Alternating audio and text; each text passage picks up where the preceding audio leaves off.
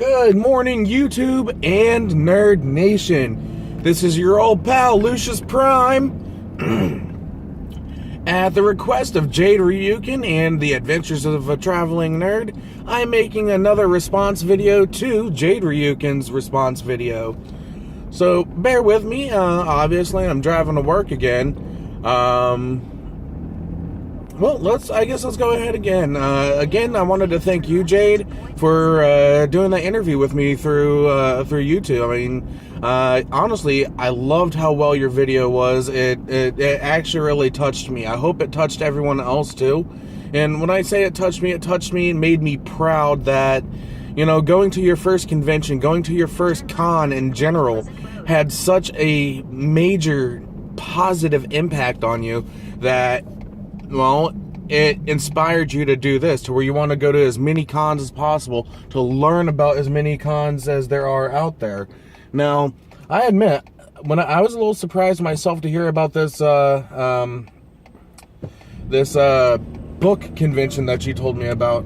Well, not as surprised as you may think, but still a little surprised regardless.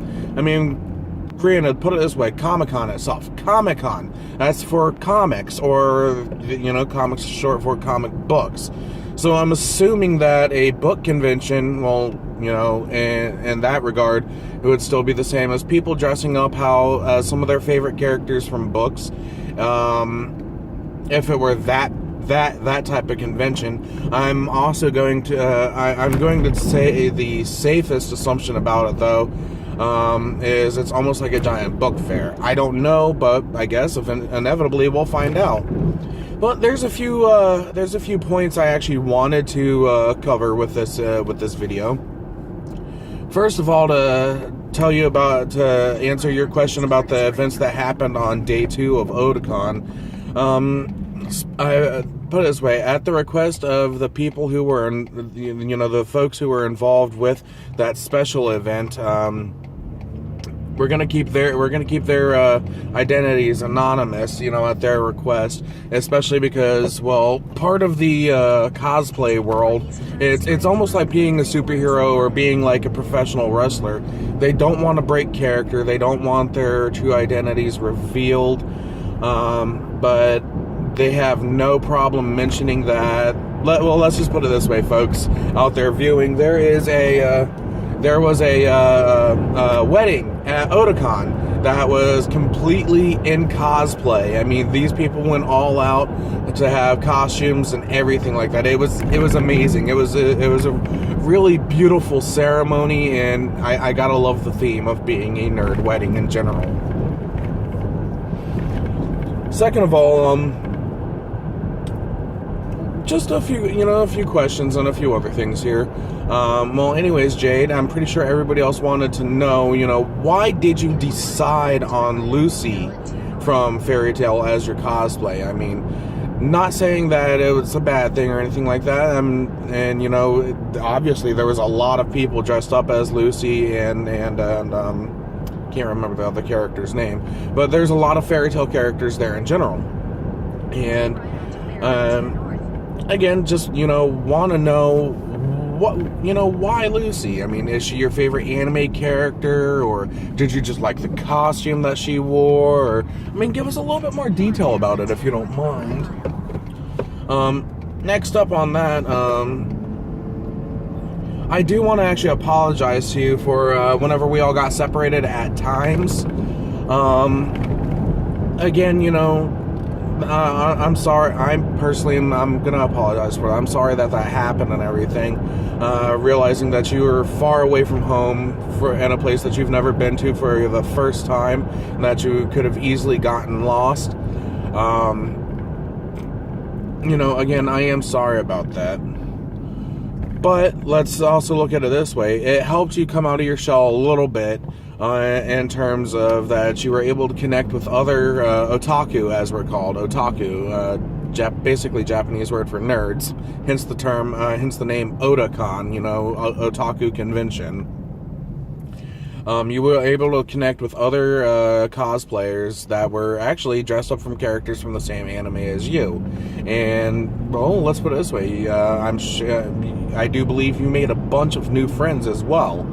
And honestly, that is the spirit and the heart of going to conventions as it is to actually connect with new people and even possibly reconnect with old friends. I still want to say I'm sorry for leaving you alone, but for what it's worth, we were all proud of you for actually venturing out on your own on the second day, feeling a little bit more reserved yet more comfortable with going out and exploring. Because that right there is one of the biggest parts of going to conventions, one of the funnest parts, I might add. Let's see here.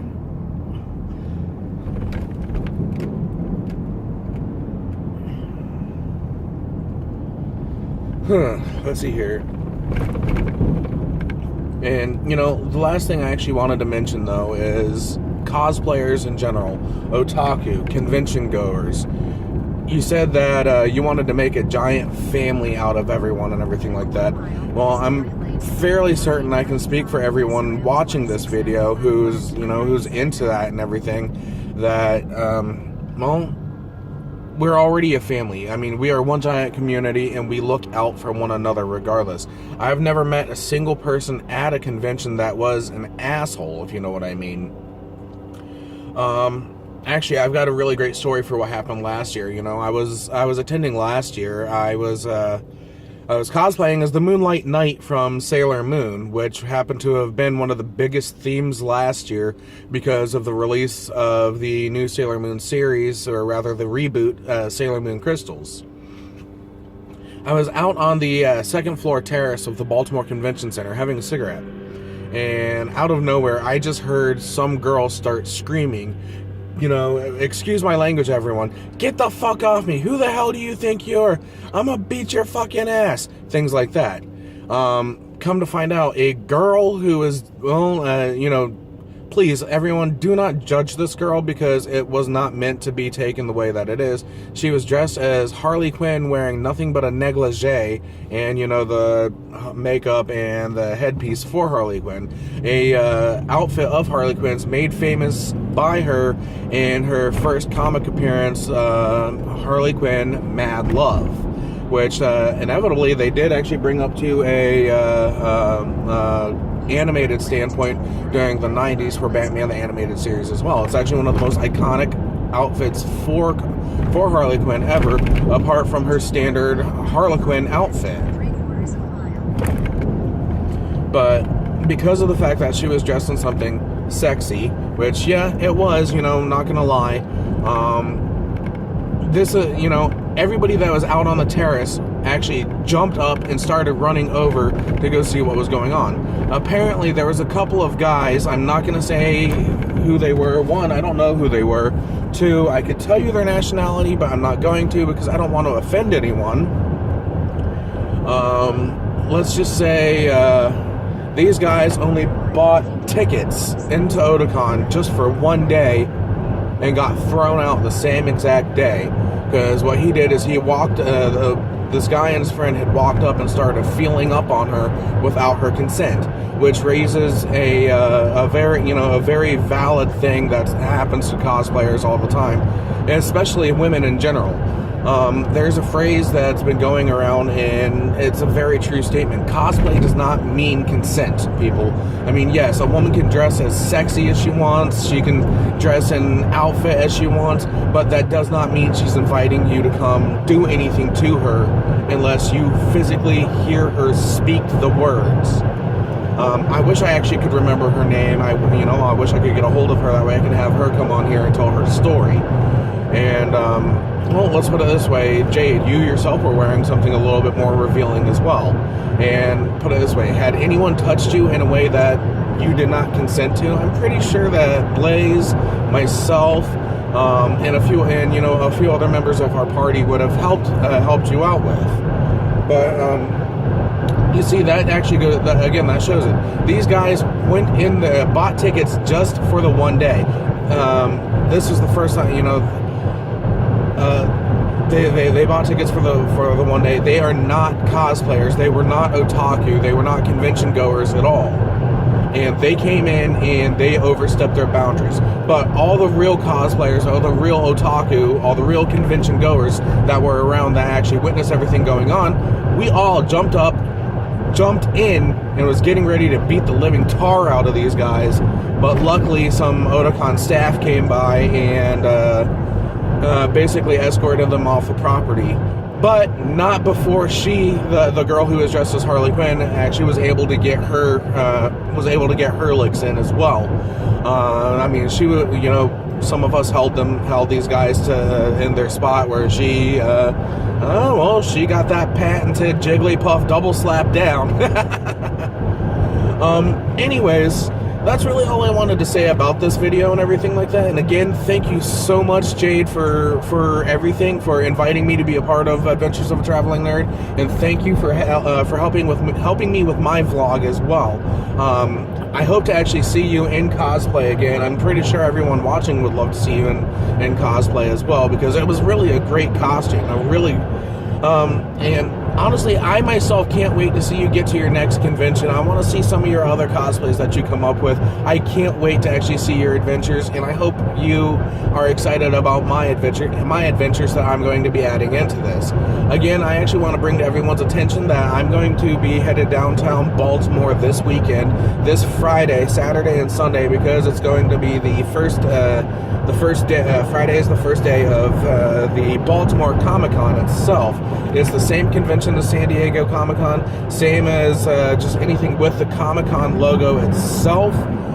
Just, well, in Baltimore, granted, not as big and not as extravagant, or I know I've got friends that go there that say it's not anywhere near as big as the San Diego Con, but it's still Comic-Con. It's the biggest convention in our country. Anyways, everyone, this is Lucius Prime signing off. Signing off from Adventures of a Traveling Nerd. Signing off from my personal adventures. And Jade Ryuken, I hope to have a reply from you soon.